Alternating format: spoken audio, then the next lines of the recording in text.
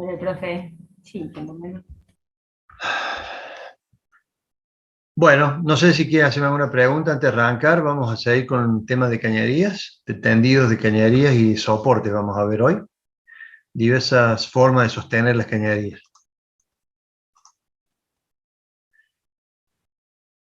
Sí. La fecha del parcial va a ser, no le dije, pero tradicionalmente lo hacemos. Las últimas dos clases, que bueno, no tengo el calendario acá académico, pero serían las últimas dos clases. La primera clase, sí, la anteúltima, daría el parcial de Gastón, de lo que tiene que ver con el Solid. Y la clase siguiente, que es la última clase del año, daríamos la parte teórica y algún práctico de cálculo de cañerías o de recipientes, que bueno, ya vamos a hacer una parte práctica de esto.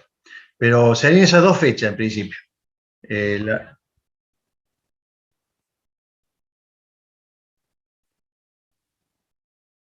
bueno, exactamente. O sea, el 15, 16 sería el 17, 18, la última sería el 18 de noviembre.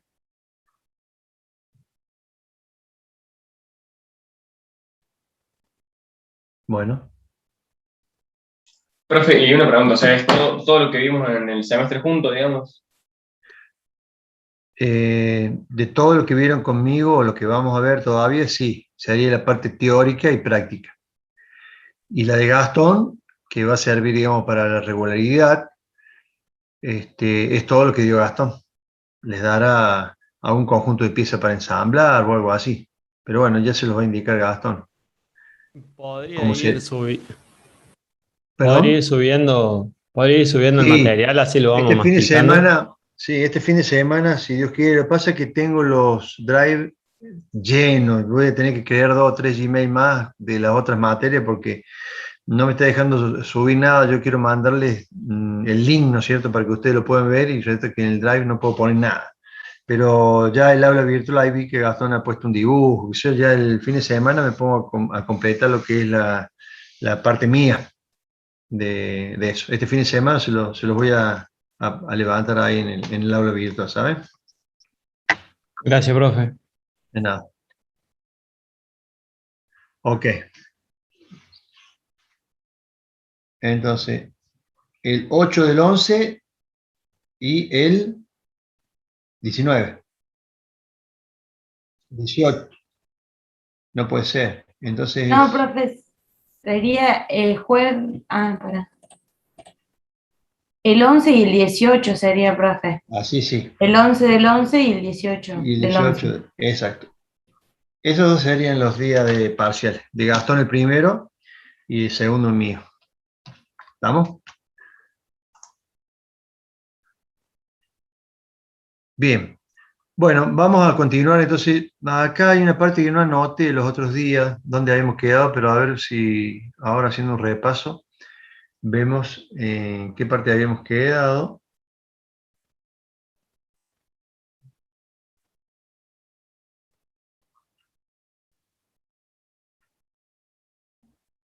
¿Y dónde está?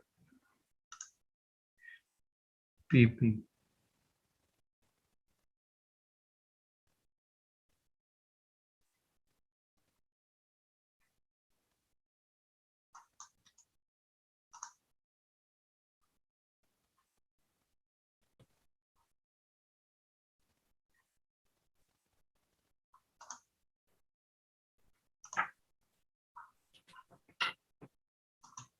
Profe, creo que era en la flexibilidad de la cañería que habíamos quedado. No sé si se. Sí, espérate. eh, no, espérate que no lo encuentro al apunte.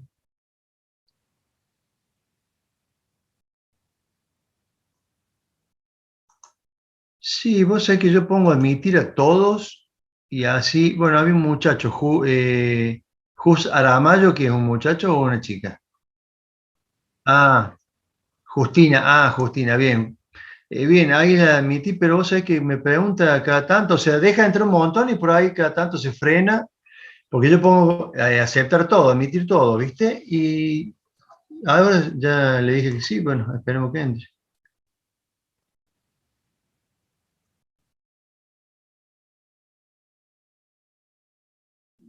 Puede ser, pero ahora es lo único que tengo acá. Uno en espera, ¿ves? Todavía está en invitado. Uno. Los demás están todos adentro.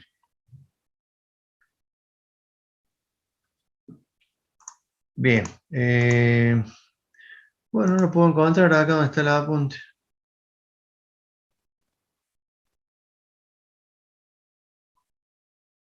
Acá está. Bueno, en principio me parece que habíamos visto alguna parte general de lo que era la parte de planos y especificaciones generales de los planos de una cañería. El cálculo de peso de pared ya lo habíamos visto, y después ya vimos un poco lo que es esto, especificaciones de plano. Me parece que, bueno, especificaciones generales de los materiales utilizados, me parece que habíamos quedado en, bueno, listado de materiales, me parece que también, esto no me acuerdo si lo vimos, un poco las principales consideraciones en cuanto al diseño de los planos, que, bueno, había que tener en cuenta las condiciones de servicio y la flexibilidad de tener un trazado para absorber los esfuerzos de las dilataciones. Bueno, vamos a hacer un repasito medio general, y si alguno me dice, no, ya lo vimos, vamos más adelante, pero no lo anoté el otro día, ya pasó una semana y no me acuerdo. Sí, profe, que a mí me Creo dejaba que lo ahí. vimos. Perdón. ¿Perdón? Que digo que entiendo que habíamos dejado ahí, en la parte, o sea, lo último que vimos me parece que era lo de materiales que estaba arriba. Es más, en realidad eso de materiales lo vimos medio por encima. Puede ser. ¿Esto es listado de materiales?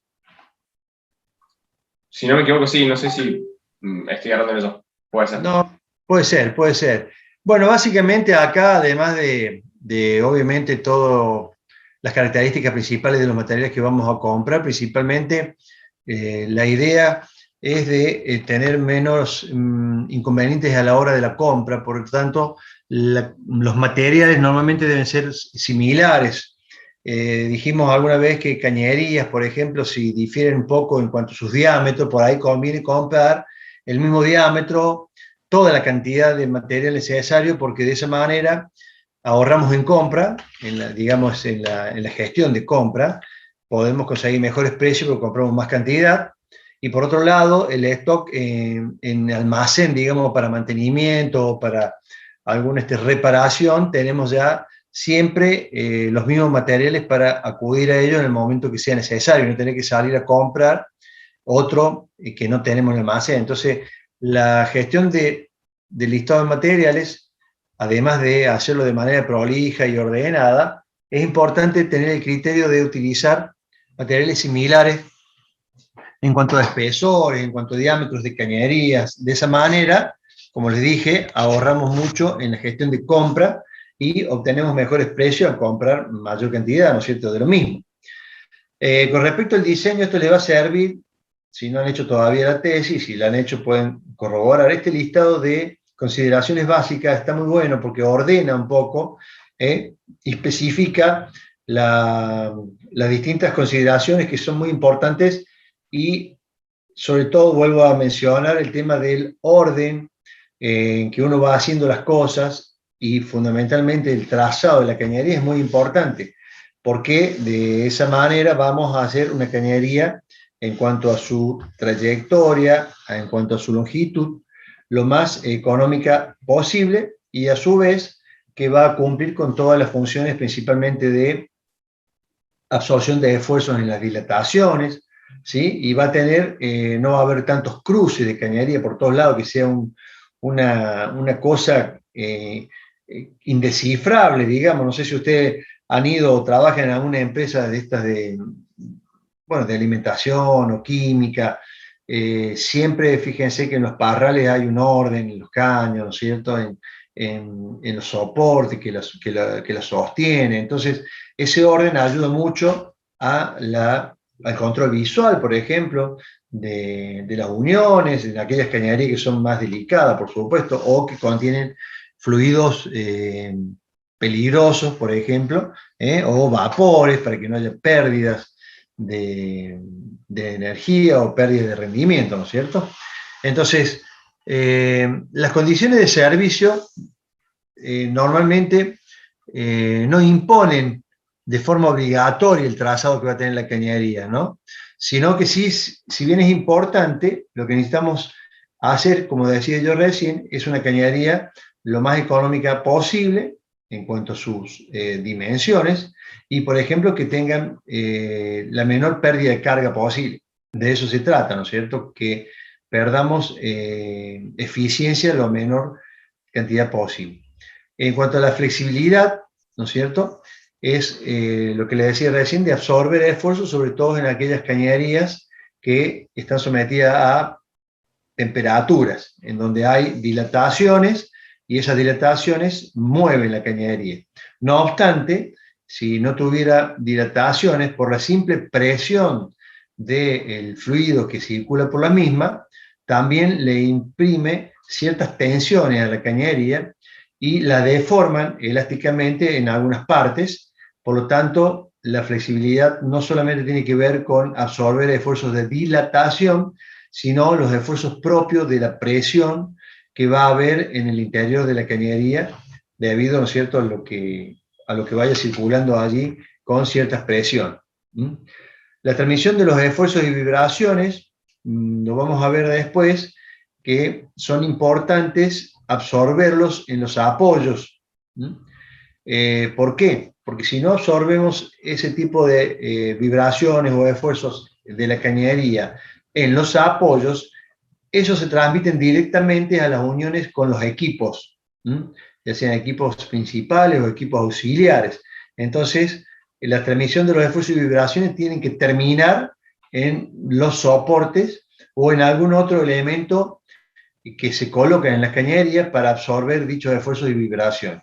Por ejemplo, las vibraciones, vamos a ver algunos apoyos con resortes, también existen algún tipo de bridas móviles, que son así una especie de fuelle, ¿no es cierto?, que se junta, o sea, se expande y se comprime al compás del movimiento de la cañería, y de esa manera absorbe esfuerzos y vibraciones. Vamos a ver después, cuando veamos soporte, algunos de estos tipos.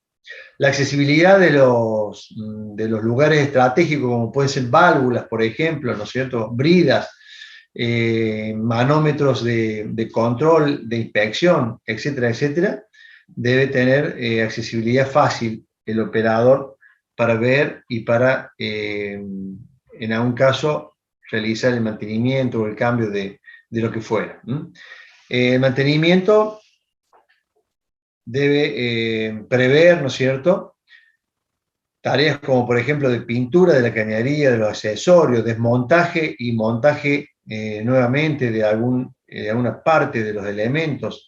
Entonces, en aquellos lugares críticos donde va a haber un mantenimiento más seguido, ¿no es cierto?, deberíamos tener previsto un montón de facilidades a los fines de que el mantenimiento se pueda realizar de manera adecuada, ¿no es cierto?, y no estar renegando con los espacios o con equipos que tenemos que traer al lugar para hacer el recambio. La seguridad, para, bueno, tener que prevenir accidentes y minimizar los problemas principalmente que puede haber con los operarios, ¿no es cierto?, que circulan por allí en la planta.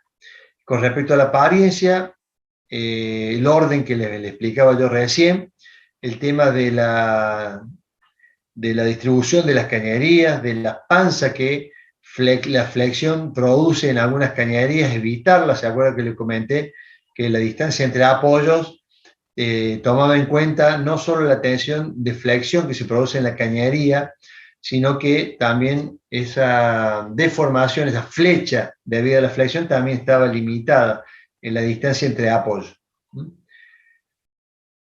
Bueno, con respecto a líneas subterráneas, un poquito en un aspecto más fácil que las demás líneas, ¿no es cierto? Porque... Profe, perdón, una consulta. Perdón, ¿había una pregunta? Sí, una consulta. ¿No serían no subterráneas, dice esta? O sea, ¿qué diferencia hay entre las subterráneas y las no subterráneas? Bueno, las no subterráneas acá serían aquellas que pueden ir a nivel del piso hasta por encima de cabeza, digamos, por encima a ciertas alturas. ¿Mm? Por eso dice no subterráneas.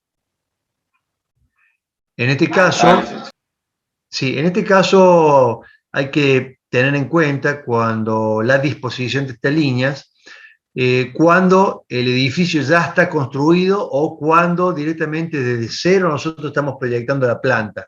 Es muy distinto adecuarse a diversos espacios que ya tienen una construcción que está hecha, ¿no es cierto? Y vamos a poner cierta industria, que diseñarla desde cero.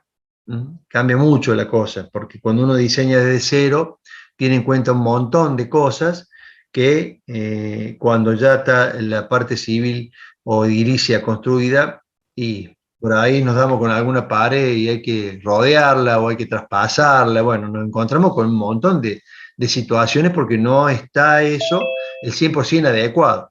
Así que en esos aspectos, cuando partimos de cero, es mucho mejor porque tenemos en cuenta un montón de variables y de posibilidades que, digamos, a nivel de plano podemos ir modificando hasta encontrar la mejor opción. De la otra manera, tenemos que hacer un estudio y adecuarnos nosotros a la construcción ya hecha. Normalmente, en las cañerías paralelas que se llaman, o parrales paralelos, toman la configuración como tengo en la figura acá, que es un soporte, normalmente un perfil T o un perfil doble T, que puede ser que esté empotrado en la pared, puede ser que sea una especie de pórtico, bueno, de diversas maneras. Esa sería una forma de soporte. Los caños normalmente de gran porte, muchas veces, pueden estar dispuestos en la zona central, muchas veces en la zona central, porque en algunas partes entramos a lo mejor más o menos largos, donde no tenemos apoyos tan continuos, puede servirnos esa cañería de buen tamaño de soportes para las otras cañerías que van paralelas. Lo que sí, las cañerías que van con la protección térmica, con el aislamiento, van normalmente en las afueras de los parrales, o sea, en las partes del costado, y la separación entre cañerías es un poco mayor, no solo debido a que las cañerías con fluidos térmicos, digamos, que van con calentamiento, no solo por el aislante que lo tiene, que no se roce con la cañería del lado, sino que también suelen tener movimientos importantes, hasta inclusive laterales, por las dilataciones debidas a la temperatura. Entonces hay que prever de tenerlas un poquito más separadas a esas cañerías de las demás. Las direcciones ortogonales, es importante que, por ejemplo, las direcciones de norte a sur estén en otro nivel que la de este a oeste. De esa manera tenemos parrales de cañerías según dos sentidos, ¿no es cierto? Y cuando hacemos una derivación de una que va en un sentido a cambiar en otro sentido, solamente hacemos un cambio de altura y las agregamos al otro parral que va en el otro sentido. Todo eso, obviamente, combinando curvas de 90 grados, de 45 grados, derivaciones en I, derivaciones en T, etcétera, etcétera, etcétera. Las elevaciones a cotas diferentes, dice, para direcciones diferentes. Bueno, un poco lo que le acabo de explicar. Para que no se crucen, tienen que estar a distintas alturas. Entonces, de esa manera se puede hacer un trazado un poco más prolijo y las derivaciones cambian de altura y de dirección en los cruces de parrales. Con respecto a la flexibilidad de la cañería, que ya mencionamos algo recién de las dilataciones, produce un efecto de tensiones flexotorsoras en la cañería. La cañería no solamente que se flexa sino que como está unida a los equipos y están sostenidas por los soportes, muchas veces la cañería no solo busca flexionarse, sino que también busca torsionarse por esos puntos fijos que tenemos, ya sea soportes o uniones de equipos. La cañería busca también a torsionarse, se produce un momento torsor.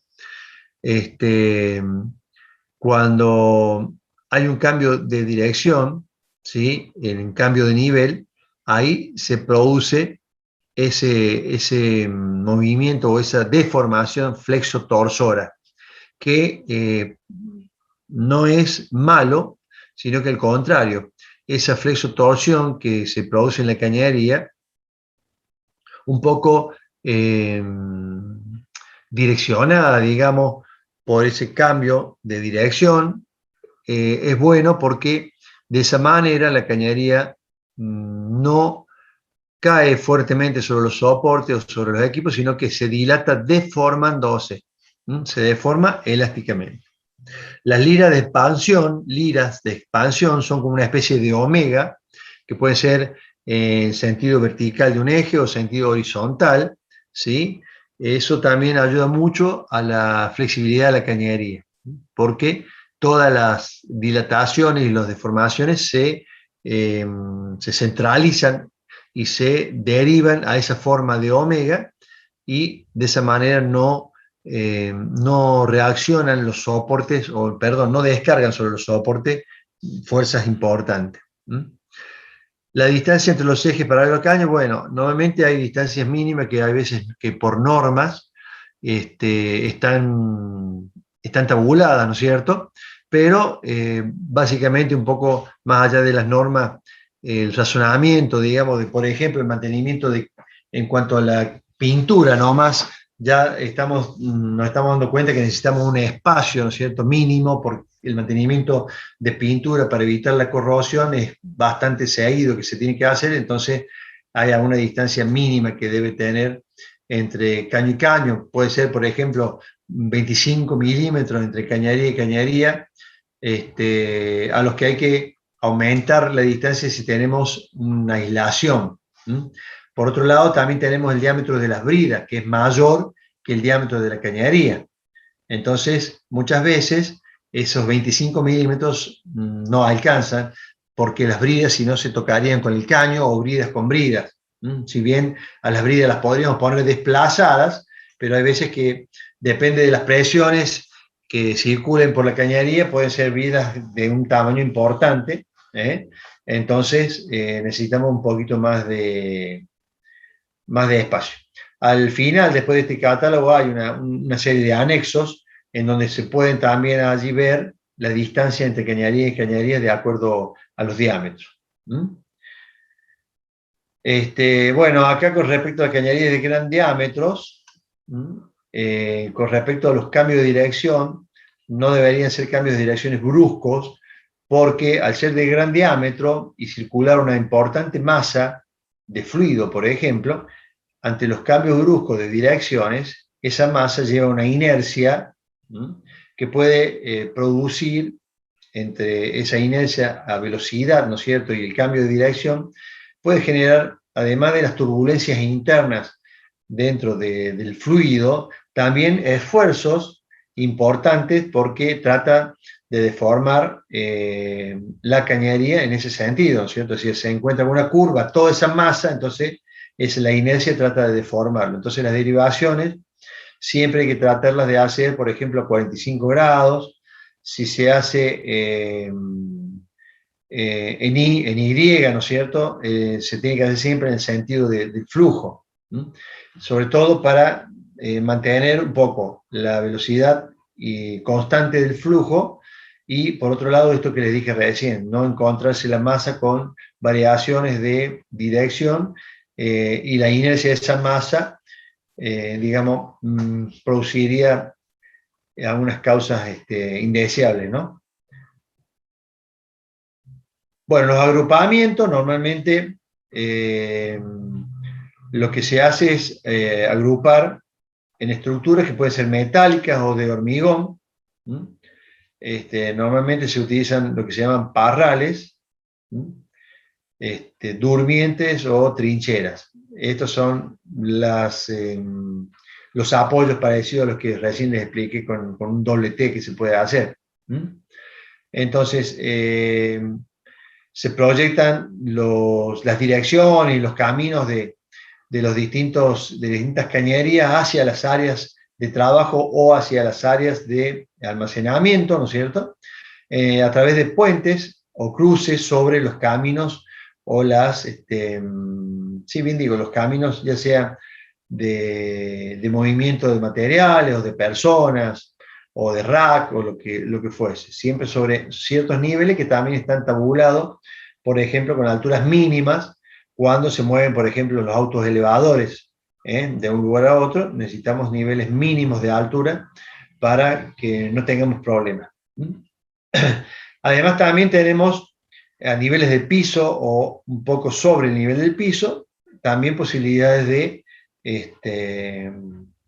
tendidos de cañerías, porque, bueno, en algún momento esas cañerías tienen que bajar a los equipos y tienen que comunicar de un equipo a otro, entonces vamos a tener también necesariamente a altura del piso o un poquito más por sobre el piso, diversas cañerías, todas con sus protecciones. Por ejemplo, si están a orilla de una de las calles de la empresa, deberían tener su protección para que con la mula, con un carro o algo, no tuvieran problemas de choque y de rotura, ¿no es cierto?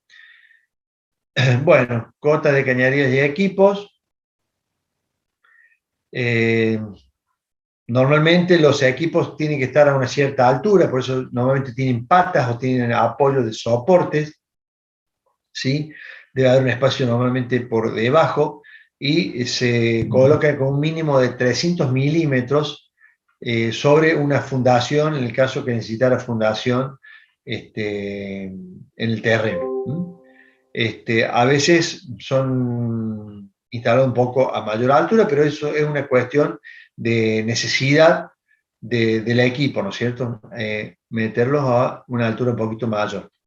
Todo eso va, pero mínimamente siempre hay un espacio. Normalmente no se lo hace sobre el mismo piso, sobre la misma base, sino que siempre hay un espacio entre el piso y el recipiente.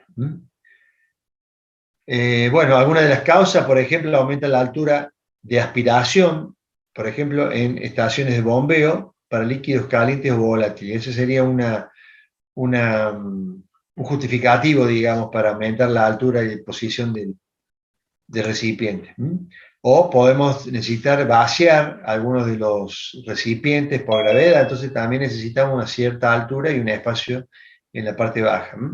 Y después cuando aquellos equipos que funcionan por lo que se denomina termosifón, perdón, que es justamente la diferencia de presiones, ¿no es cierto?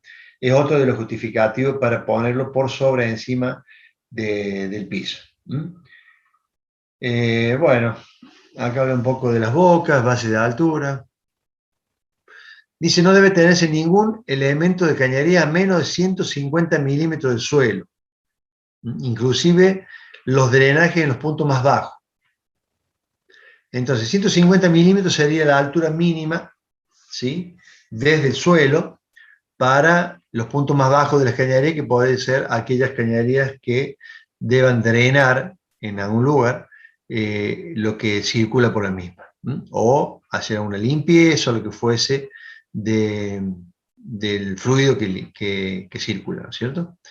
Bueno, además, en algunos casos, deberán respetar las alturas de los recipientes.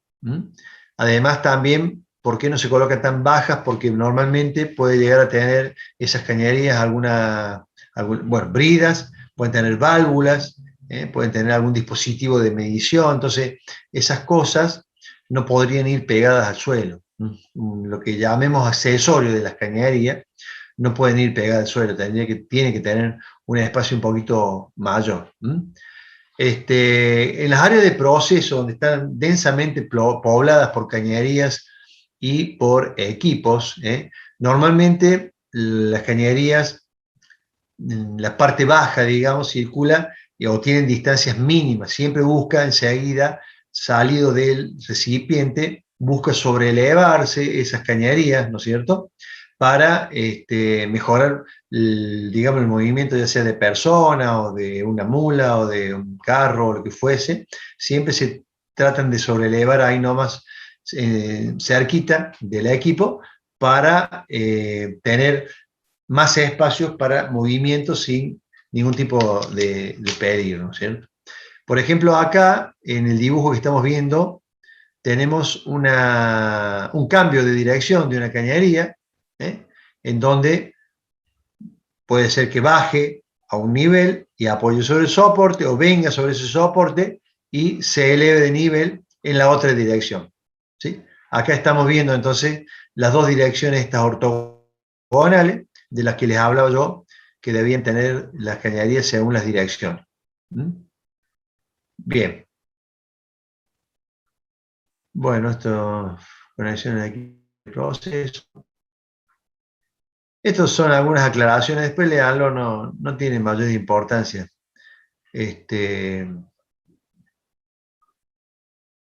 Cómo deberían ser las cañerías y algunos elementos o partes de cañerías o accesorios, cómo deben estar colocadas cerca del equipo, con brida, etcétera, etcétera. Son conexiones. Operación de válvulas y equipos. Bueno, esto, siempre las válvulas e instrumentos, los equipos, son elementos que deben ser manipulados en algún momento para algún tipo de operación, ¿no? Ya sea de cierre, de cambio, de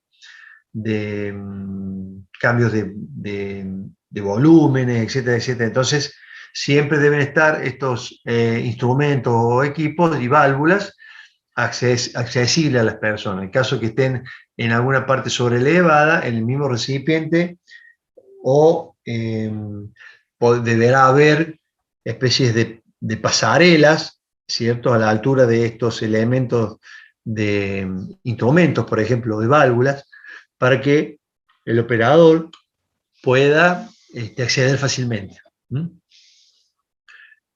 Algunas válvulas de operaciones que estén por sobre los 2,10 metros de altura del piso, ¿no es cierto?, normalmente tienen una volanta, digamos, o palanca de extensión para poder producir la operación de cierre o apertura de estas válvulas.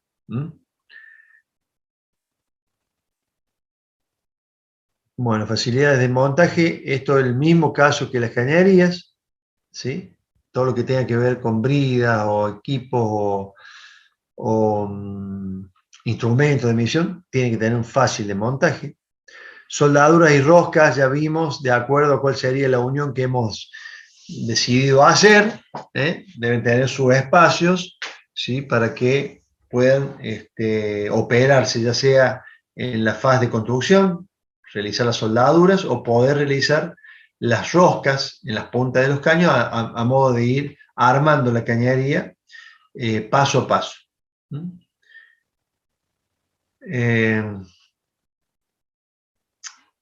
Bueno, drenajes, venteos y detalles. Aquí también hay un listado de elementos componentes de las cañerías, ¿sí?, que, por ejemplo, las cañerías de gases y venteos deben efectuarse siempre hoy en la parte superior de los caños. Normalmente, para que, si son de venteos y de gases, ¿no es cierto?, en una cañería normalmente los gases van por la parte superior de la cañería, por lo tanto, para el venteo debemos tomarlas desde la parte superior, para que los líquidos que vayan circulando no se nos vayan también, no se nos vayan, ¿no? O los condensados, en el caso que sea cañerías de vapor, el condensado siempre queda en la parte baja. Si yo quiero ventear esos gases, debo hacerlo de la parte superior de la cañería. Y en el caso, si queremos drenar, ¿no es cierto?, drenar los líquidos, se hace por la parte inferior de las cañerías. Las reducciones son aquellos bujes reductores con roscas que hacen que pasemos de una cañería de un diámetro a otra cañería de otro diámetro. Esta conexión, este manguito roscado, se suelen llamar manguitos roscados o bujes roscados de unión,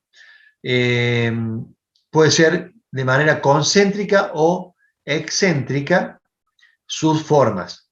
Excéntrica es cuando la cañería, la cual yo voy a reducir su tamaño, su diámetro, tiene que estar no en la misma línea que la cañería en la cual viene el fluido y se introduce en la cañería más chica. Entonces, de manera excéntrica se hacen los agujeros, entonces la cañería, llamémosles do, más chica, por eso hago la reducción, está en otra línea, en otro nivel, no muy lejos, por supuesto, del anterior, pero sí a veces es necesario desplazarlo y se colocan las que se llaman excéntricas. Las posiciones de las válvulas, ¿sí? Siempre con el vástago para abajo, porque si hay pérdidas a través de los sellos, de los O-ring, los retenes, ¿sí? Entonces siempre la pérdida, digamos, va a ser hacia abajo, hacia el suelo. Si lo ponemos para un costado, para arriba, y hay alguna pérdida, por ejemplo, de vapor, puede ser que alguien se queme, ¿no es cierto? Porque pasa por un lado, justo hay una pérdida, entonces es peligroso. Bueno, los drenaje y venteo, bueno, siempre serán los puntos más bajos. Este es drenaje y venteo, ya lo vimos, nada más que estaba en la parte de derivaciones. Ya lo vimos, drenaje y venteo. Válvulas de alivio de presión. Las válvulas de alivio de presión tienen como fundamento justamente aliviar las presiones que circulan por la cañería, incluso también los recipientes tienen estas válvulas de alivio que están taradas, están tabuladas a una cierta presión que una vez superados esos valores, hay diversas formas de válvulas de alivio, pueden ser a diafragma, puede ser con resortes, es decir, son elementos que una vez que sobrepasan cierta presión, dejan que se escape la presión por estas válvulas. Estas válvulas entonces están calibradas de tal forma que, suponiendo que se sobrepase la presión por X motivos, para que no haya ningún tipo de avería en la cañería o en el recipiente, estas válvulas de alivio se abren y hace que la presión baje. De esa manera, bueno, no vamos a romper nada. Ya se verá por qué se ha disparado esa válvula de alivio y se corregirá si hay algún problema de presión. Bueno, la válvula de seguridad de alivio es similar, digamos, a las válvulas de alivio de presión, ¿no es cierto? Porque trata de eso, justamente, descargan a la atmósfera esa sobrepresión que puede existir en algún momento.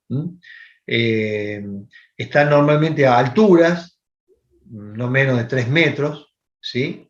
Y para que justamente si hay un escape de alivio de seguridad, una descarga de un gas caliente, ¿no es cierto? O inflamable, no vaya a perjudicar sobre todo a las personas principalmente, ¿no es cierto? Bueno, nada más respecto de eso. Pasaje de caño a través de paredes.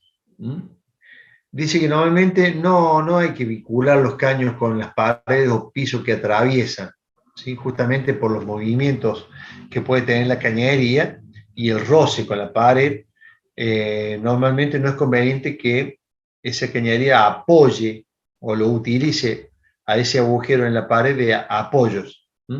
Siempre tendrá que tener una especie de protección, que pueden ser a veces caños o un anillo de un caño mayor diámetro, y ese se colocaría en la pared y el caño, de la cañería, sería propiamente dicha, pasaría por dentro de ese caño, ¿sí? Entonces no estaría nunca en contacto con esas paredes.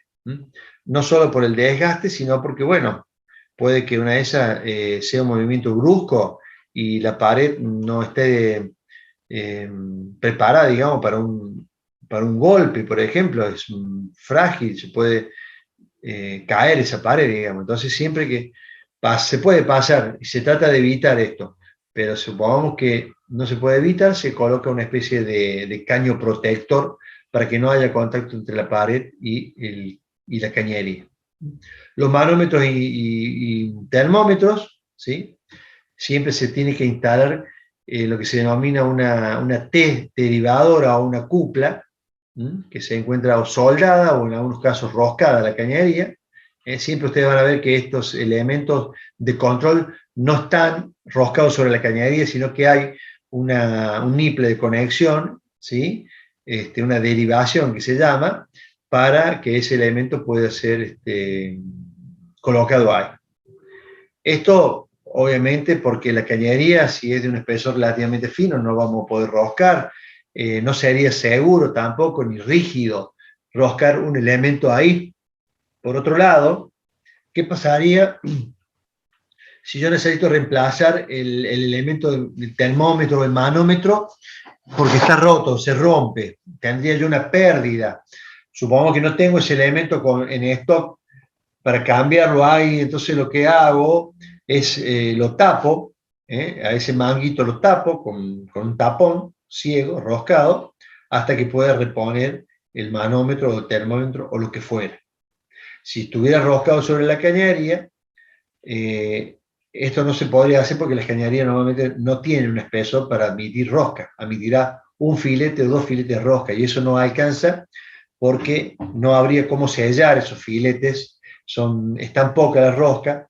Por otro lado, si tengo presión adentro, yo necesito una rosca que rosque más filetes, porque la misma presión va a tratar de que salte eso, que se robe la rosca, se dice robar, cuando la rosca se zafa y ese elemento sale expulsado, digamos, de la cañería. Entonces necesitamos tener una cierta rosca.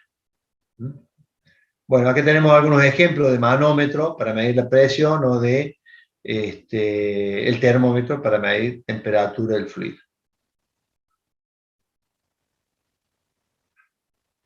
Bien, el conocimiento del proceso que ustedes seguramente que lo deben tener, ¿no es cierto? Es muy importante.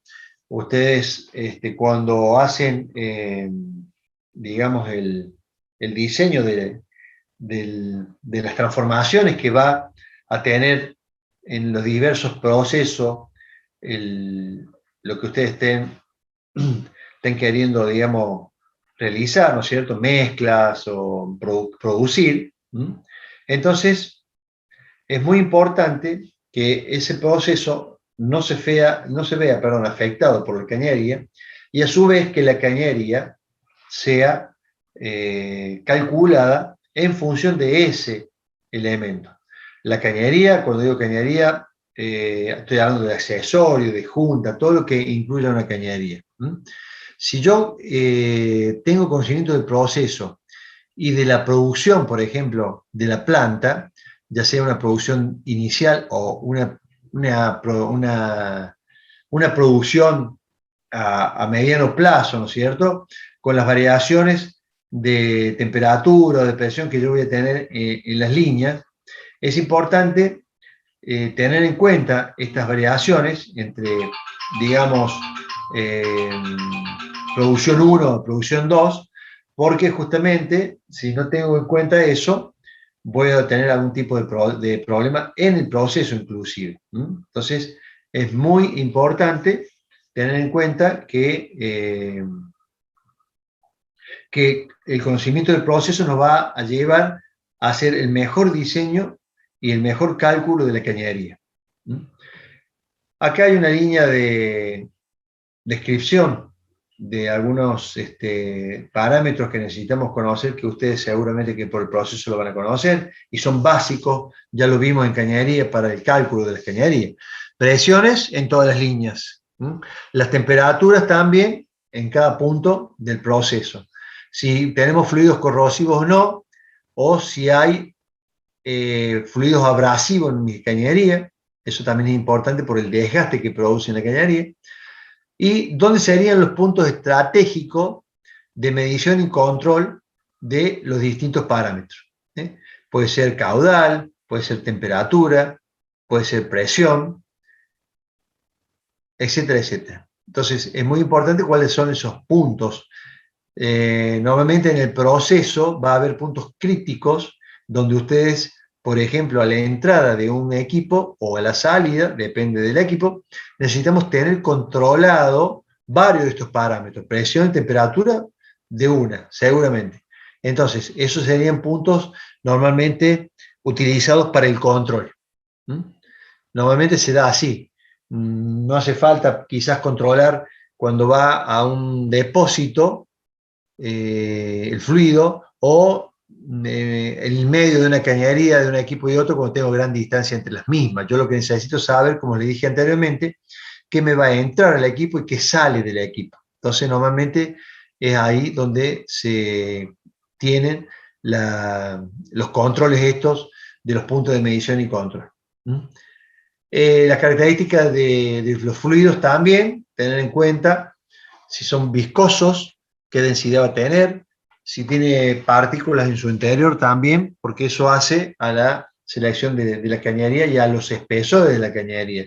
Si tengo arrastre de partículas o, como le dije anteriormente, abrasividad en el producto, tengo que hacer un control más continuo y dejar un sobreespesor en el cálculo para que tenga una vida útil razonable.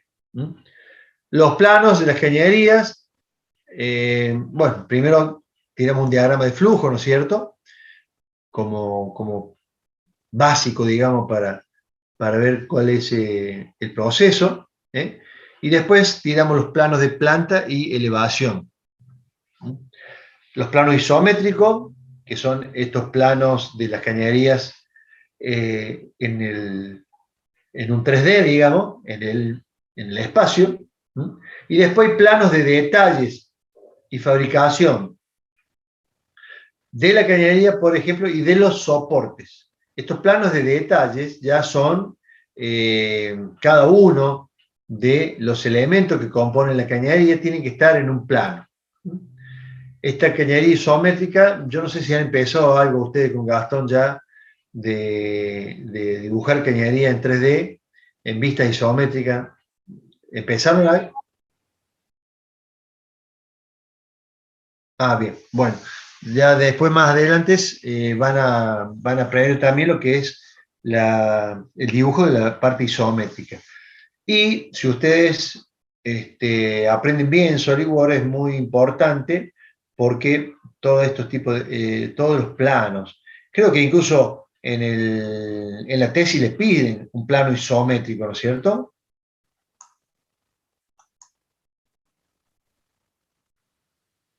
Bien. No, Sí, profe, los piden. Claro, yo le preguntaba, digamos, a aquellos que ya están más o menos metidos en la tesis, ¿no? Que le han dado seguramente los lineamientos generales. Bueno, si ustedes aprenden muy bien esto, pueden presentar muy buenos trabajos y los va a hacer que abran bastante los ojos porque lo están viendo a la cañería, cómo va, dónde va, y algunas de estas cuestiones que les he mencionado yo del trazado de la cañería pueden ser vistas de mejor forma cuando uno tiene un plano isométrico, o un plano en 3D como el que van a aprender ustedes a dibujar con el sol. Bueno, estos serían algunos de las cuestiones a tener en cuenta cuando se hacen los planos. Además de identificar también en el plano cada cañería, ¿no es cierto? Cada cañería tendrá un código, ¿no es cierto? Ese código tendrá algunas referencias que haga mención a qué es lo que circula y cuáles son las condiciones de cada una de esas cañerías. Algunas, por ejemplo, de las características de la clasificación puede ser el diámetro, qué fluido circula, número de orden en la línea y algunas especificaciones relativas al material con que están construidos. Entonces, bueno, acá hay un ejemplo que una línea de 8 pulgadas para conducir vapor, dice la tercera en el listado de su clase, de especificación A1, vapor de baja presión, tendría 8 pulgadas. ST0C3, bueno, una codificación, ejemplo que da acá, ¿no es cierto? Que no están estas tabulaciones normalizadas, digamos. Están por allí que se utilizan de una manera o de otra, pero no están normalizadas. Lo importante acá es tener en un código relativamente fácil y que nos diga mucho. Por ejemplo, esto que mencionamos acá anteriormente. Con eso es suficiente. Acá lo dice, ¿ves? No, esta modalidad no es mandatoria y el cliente puede proponerle otra forma de identificar la línea al ingeniero. Es lo que le acabo de decir yo respecto de esto. Los diagramas de flujo, esto que tiene que ver, bien, diagrama de flujo, que sería el diagrama de proceso, ¿no es cierto? Donde incluiríamos, además de los equipos de proceso, bueno, cómo irían conformados esos equipos de proceso, equipos auxiliares, y todo lo que tenga que ver con la unión de equipos que tendríamos ahí, las cañerías principales, ¿sí? Qué tipo de fluido conducen y qué sentido va el proceso o el flujo de los fluidos, cuáles sean las principales válvulas, accesorios de las cañerías, y todos los recipientes, tanques, intercambiadores, cada uno tendrá también un número característico con sus dimensiones y además también algunos de los parámetros que maneja ese recipiente, como presión y temperatura.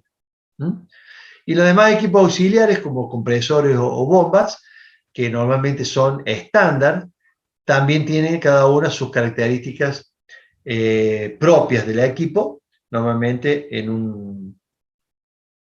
una tarjetita o en una chapita que indica las características ya puestas por el mismo fabricante. Y bueno, caudales y temperaturas de las líneas, hacer un cuadro de caudales, quiere decir anotar o identificar en una planilla cuáles serían los diferentes caudales que maneja la planta. Diagrama de Pippin e instrumentos es el diagrama de las cañerías y de los instrumentos. Esto es nada más aclaratoria, nada más, no.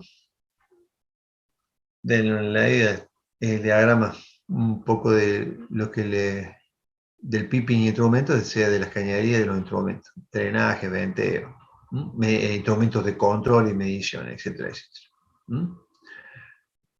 Planos de planta de elevación, bueno, como todos necesitaríamos hacerlo a una escala, ¿no es cierto?, para que se pueda también interpretar y se pueda más o menos tener una idea de las dimensiones reales, pero bueno, normalmente estas serían las escalas 1.50 y 1.25, áreas de procesos,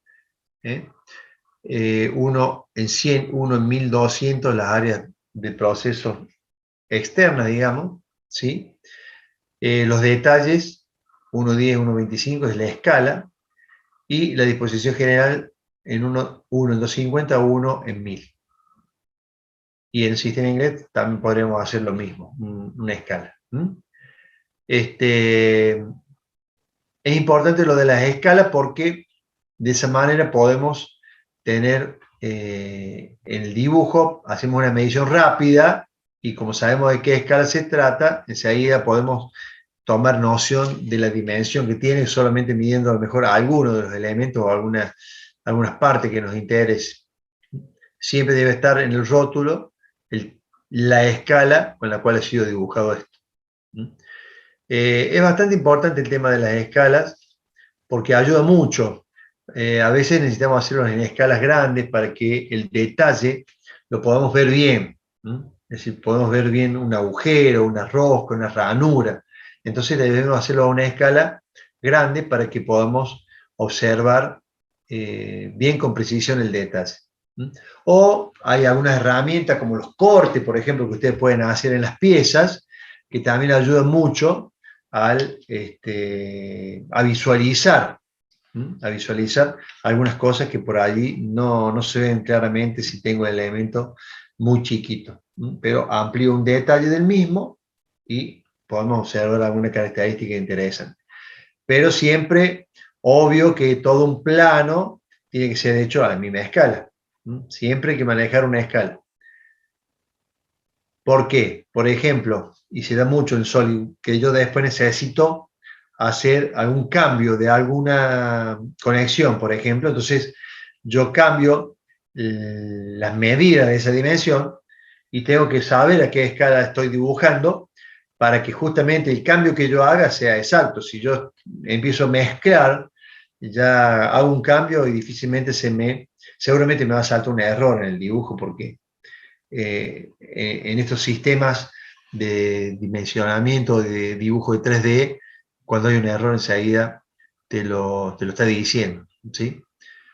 Bueno, esto es para dibujar plano de planta, que entiendo que alguna vez algún ingeniero químico deberá trabajar con los ingenieros civiles, en el caso de tener que, de proyectar la planta de manera completa, ¿no? Entonces, deberíamos trabajar en conjunto para que el ingeniero civil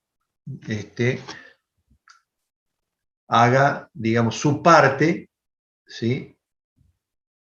En consonancia con lo que nosotros estamos necesitando. Se hace un layout normalmente de la planta, entonces ahí uno puede dibujar dónde van a estar los equipos principales, dónde están los equipos de almacenamiento, los tanques, las cañerías, en qué cota van a estar, elegir esas cotas de elevaciones, ¿no es cierto?, para ser dibujada en la planta y que el ingeniero civil también pueda de ahí ir haciendo también su diseño de la planta con respecto a paredes, con respecto a techos, por ejemplo, etcétera, etcétera, etcétera. Bueno, un listado de una rutina que le llama para dibujar los planos de la planta. Cañerías secundarias, verificar siempre, terminado todo, digamos, el diagramado si coincide bien con el proyecto, si coincide todo, si tenemos los trazados que sean eficientes, que sean flexibles, etcétera, etcétera, etcétera. En la parte ya, fíjense ustedes, acá tenemos varias verificaciones. Verificación de trazado, verificar que tengan las luces entre vigas y soportes, las cañerías, verificar interferencias entre caños y con los equipos que pudiera darse, y colocar dispositivos de restricción a movimientos, como los anclajes, patines, etcétera, que ya lo vamos a ver ahora cuando veamos en la parte de soporte. La soportería, además de, como la palabra dice, soportar los esfuerzos, también tiene, en algunos casos, la finalidad de restringir los movimientos o direccionarlos en algún sentido para que las tensiones no sean importantes, no se agranden. Bueno, completar el plano, identificar la línea, bueno, esto ya lo hemos repetido. Los planos isométricos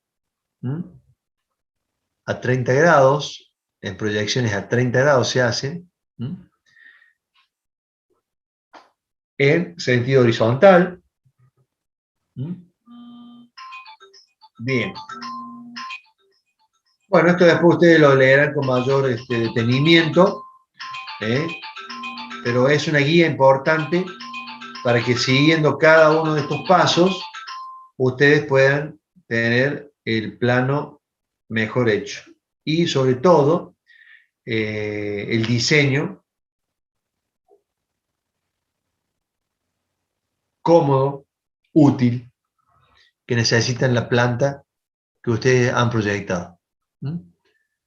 Bueno, creo que nada más respecto de esta parte de cañerías. Vamos a ver ahora, que está en la unidad 7, la parte de soportes. Esta unidad 7, o tema 7, soportes de cañería. Vamos a ver alguna variedad de soportes y función que tienen los mismos. Podemos clasificarlos de acuerdo a los esfuerzos, principalmente a los que van a resistir. Es decir, al peso, por ejemplo, de la cañería, al peso del fluido, y ese peso va a ser a través del soporte transmitido a las estructuras, ¿sí?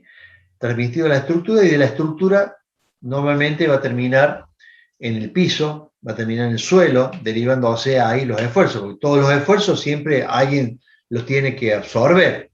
El soporte los absorbe, pero los transmite. ¿A dónde? A su apoyo. Ese apoyo lo soporta. ¿Y a dónde lo transmite? Y a las columnas, por ejemplo, si fuera un pórtico, y las columnas lo soportan, lo transmite el suelo. Esa es un poco la cadena de los esfuerzos, como van siendo absorbidos. Los que están diseñados para soportar o sostener los pesos se denominan rígidos. Y este tipo de soportes pueden estar o apoyados, o sea que la cañería apoya, o este soporte puede estar colgando y la cañería está soportada, digamos, por ejemplo, si estamos hablando de colgando, de algún techo, de alguna viga. Pero los dos están destinados a soportar pesos. Se los denomina entonces rígidos. Y los no rígidos, justamente, son aquellos soportes que tienen algún tipo de resorte, en algún caso tienen un contrapeso, de manera que no se comportan de manera rígida, sino que soportan el peso y deforman. Y en esa deformación, ¿sí?, absorben el esfuerzo que está imprimiéndole la cañería. Después vamos a ver algún ejemplo que se van a dar cuenta de qué se trata. Pero lo dividimos en dos, rígidos y no rígidos. Los dos soportan pesos de diferente manera. En algunos casos tenemos los soportes que, como recién les decía yo, limitan algunos movimientos de caños. En el caso de que limitemos totalmente los movimientos de las cañerías, se los denomina anclajes. Ustedes van a ver, normalmente los anclajes limitan el movimiento de la cañería en todas sus direcciones. Es una fijación total, una fijación rígida, por eso se denomina anclaje.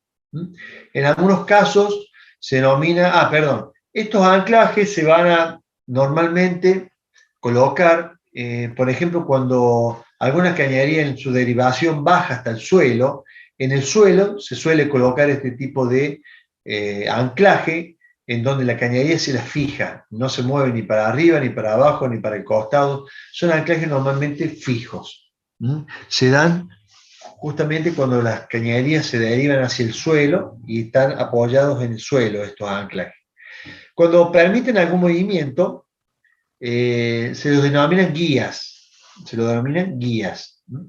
Estos movimientos, supongamos en cañerías que están sometidas a temperaturas, estos movimientos a veces lineales de la cañería, debido a las dilataciones, se los contiene o se los guía, valga la redundancia, por estos soportes guía que tienen un apoyo, donde apoya la cañería, y tiene dos laterales que no permite que la cañería se vaya para los costados, simplemente que se mueva en sentido longitudinal o en sentido del eje de la cañería.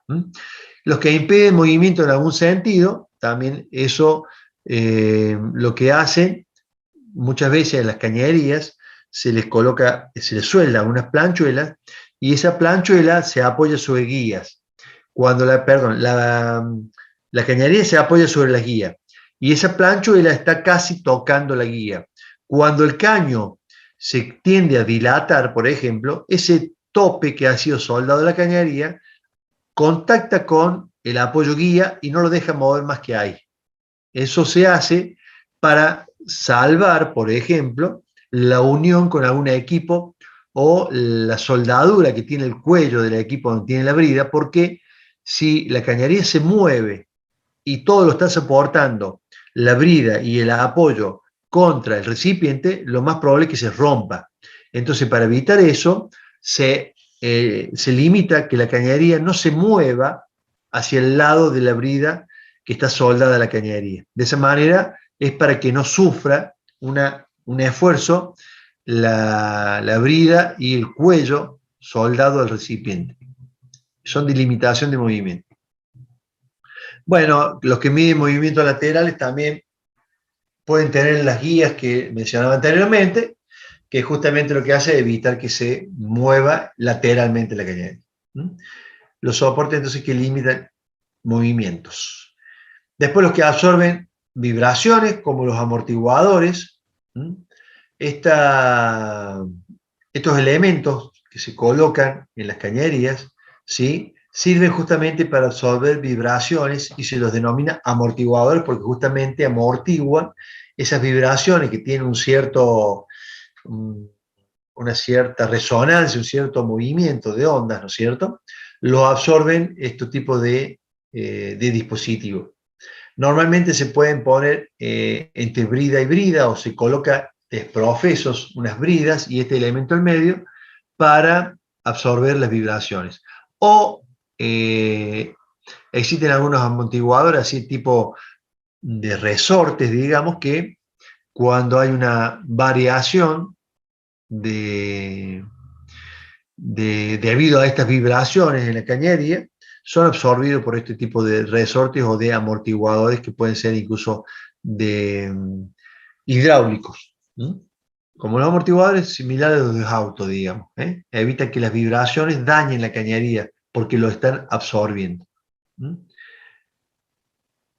Los esfuerzos que actúan sobre las cañerías son muy importantes y son esos que tenemos que determinar, como en algún momento vimos o vieron cuando Gastón explicaba los momentos flectores. ¿Se acuerdan cuando había un peso en una viga de una carga concentrada, una carga distribuida? ¿Sí? Ahora vamos a aplicar lo que aprendieron en estabilidad, digamos, calculando los pesos de las cañerías, los accesorios, las válvulas, porque esas cañerías van a ser supuestas como vigas uniformemente distribuidas, porque tienen un peso, el peso de los caños o de las cañerías es la suma del peso del caño, propiamente dicho, su material, el peso del fluido que circula en su interior, el peso de algún accesorio que tenga, el peso de la válvula. Todos esos son pesos de la cañería. Entonces, teniendo dos soportes, uno distanciado del otro, la viga uniformemente apoyada va a ser nuestra cañería, y debemos determinar cuál es el peso total para ver de qué manera lo absorbemos con lo que llamamos reacciones en su momento. Ahora, nuestros soportes van a ser las reacciones de la cañería o del peso que tenga nuestra cañería. Si tuviera aislación térmica, también es considerado como peso de la cañería. Y en algunos casos, si tuviésemos alguna sobrecarga sobre la cañería, que pueden ser, por ejemplo, pesos de otras cañerías que se apoyan en las cañerías, no es muy común, pero puede ser, ese peso de la otra cañería sobre la cañería es considerada como una carga puntual, una carga concentrada. Hay muchas veces que las cañerías sirven también para apoyos de plataformas donde camina el operario para ver las operaciones, o para cerrar una válvula, o para ver el proceso, etc. Esas cañerías muchas veces, para no generar columnas de apoyo de estas cañerías, de estas plataformas, muchas veces se apoyan sobre las cañerías. Bien, ese apoyo de la plataforma donde va a caminar una persona debe ser considerado también como una carga puntual.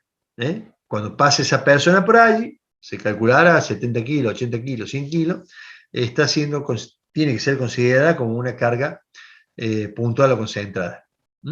Eso con respecto a los pesos, repito, va a ser importante determinarlos porque es el peso que deriva sobre los apoyos, que serían las reacciones que ustedes en algún momento calcularon con momentos flectores de inestabilidad. Después, otra de las fuerzas que actúan sobre el soporte son las de rozamientos. Por ejemplo, entre caños, caso que le dije recién, cuando un caño está en contacto con otro. O la fricción o el rozamiento producido cuando el caño se mueve sobre el mismo apoyo, que puede ser un perfil de hierro, doble T. ¿Sí? Hay unas fuerzas de fricción que ustedes conocen, que esas fuerzas de fricción aparecen cuando hay un movimiento relativo de un elemento respecto de otro. Y esas fuerzas se oponen al movimiento, aparecen ahí. Normalmente no suelen ser muy grandes y la cañería tiene que moverse mucho para que sean importantes esas fuerzas de rozamiento. Lo perjudicial acá en un rozamiento es el desgaste que produce ese rozamiento en la cañería, que nos va disminuyendo los espesores. Entonces, ¿qué hacemos cuando tenemos un contacto de este tipo? Y se coloca algún elemento en el medio, puede ser plástico, puede ser goma, que evite el contacto de metal y metal y que produzca un contacto de fricciones. Si yo pongo un elemento intermedio, un plástico, que es un elemento que normalmente se comporta muy bien a la fricción, ¿sí? De esa manera, no hay contacto de metal y metal y las fuerzas de fricción o de rozamiento casi no son tenidas en cuenta. Pero normalmente se tiene que hacer eso para evitar lo que les acabo de mencionar. Y después los esfuerzos provenientes de las dilataciones, que eso ya lo vamos a ver en la clase que viene, que tiene que ver con los esfuerzos de la dilatación de las cañerías que están sometidas a temperaturas. Esos esfuerzos que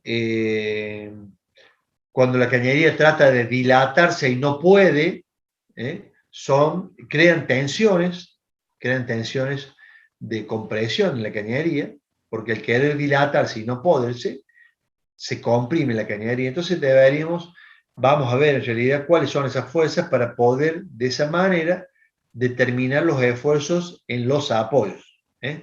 Vamos a tener entonces en los apoyos tanto un esfuerzo vertical, vamos a tener una reacción vertical debido al peso de la cañería, y en el caso que haya dilataciones, vamos a tener esfuerzos axiales, que vamos a tener que calcularlos para que nuestra reacción también pueda soportarlo. Y por último, algunos esfuerzos que pueden ser importantes y que deben ser tenidos en cuenta, que son los dinámicos. Estos esfuerzos dinámicos provienen de esa naturaleza. Pueden ser los golpes de ariete, que son cuando un fluido viene circulando con cierta velocidad e inercia de esa masa y se produce el cierre de alguna de las válvulas. Entonces se crea lo que se llama golpe de ariete, que es una masa que va con una cierta inercia y al chocar por el cierre de alguna válvula, por ejemplo, se produce el retroceso de toda esa masa, ¿no es cierto? Entonces produce lo que se denomina ese golpe de ariete, que es un crecimiento de las presiones en esa zona. Se aumentan de manera importante en esa zona las presiones. Entonces hay que calcular también ese golpe de ariete. Normalmente lo que se aconseja cuando hay un cierre de válvula, hacerlo de manera suave para evitar esto que se denomina golpe de ariete. Si uno lo va haciendo suave, ¿no es cierto?, no se produce ese retroceso de golpe de la masa cuando encuentra el cierre de la válvula. Cuando hay aceleraciones del fluido, también se producen esfuerzos dinámicos. Las vibraciones, puede haber vibraciones producidas normalmente por algunos de los equipos que le transfieren las vibraciones del equipo, por ejemplo un compresor que tiene un movimiento alternativo, transmite esfuerzos alternados y de vibración a las cañerías.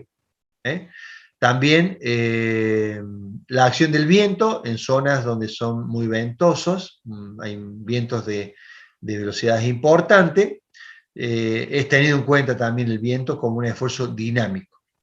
Entonces todos esos esfuerzos tienen que ser evaluados y calculados porque deben ser absorbidos por las estructuras y los soportes que en la clase que viene vamos a detallar un poquito más, en detalle, valga la redundancia. Bien, no sé si hay alguna pregunta. ¿Les voy a pasar lista? No, profe. Bueno, les voy a pasar lista. Aguirre Javier. Presente. Aguirre María. Presente. Anovasi. Presente. Aramayo Justina. Presente. Arias Agustín. Presente. Arisa María. Arridovino Santiago. Baez Eliana. Presente, profe. Bien, Balestrini Paulina.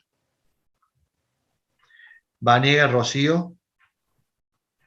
Barrio Nuevo Cristian. Borri Jerónimo. Profe, disculpen. Sí. Barrio Nuevo está presentando tesis. Me pidió ¿Quién? que le avise. Barrio Nuevo. Barrio Nuevo Cristian. Bien. Sí.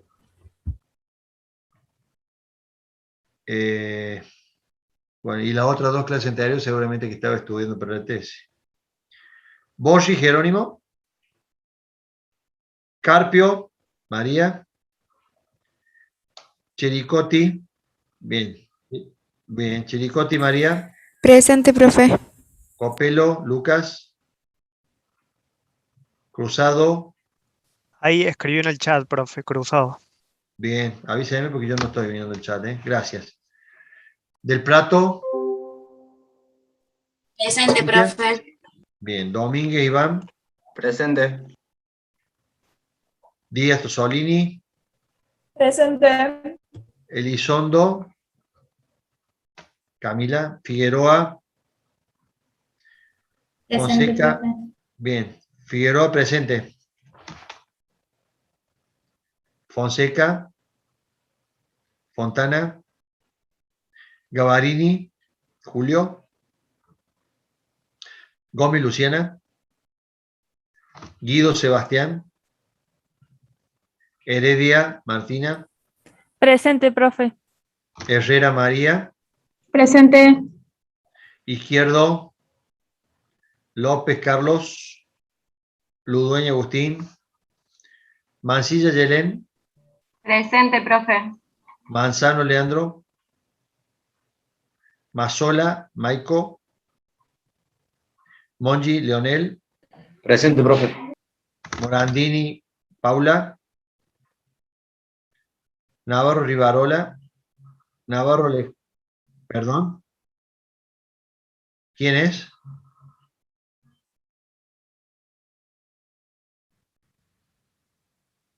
Sí. Bueno, que ponga, a ver, ¿qué hace el Manzano Leandro? Bueno, que ponga en el chat.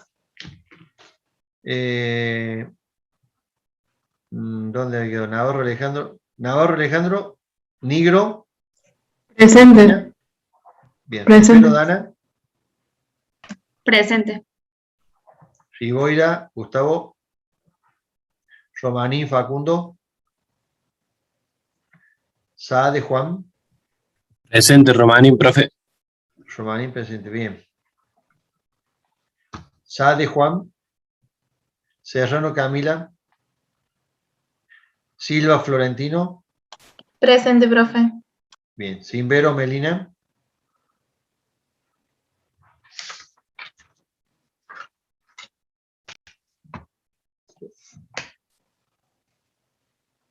Tarquino Andrea. Presente.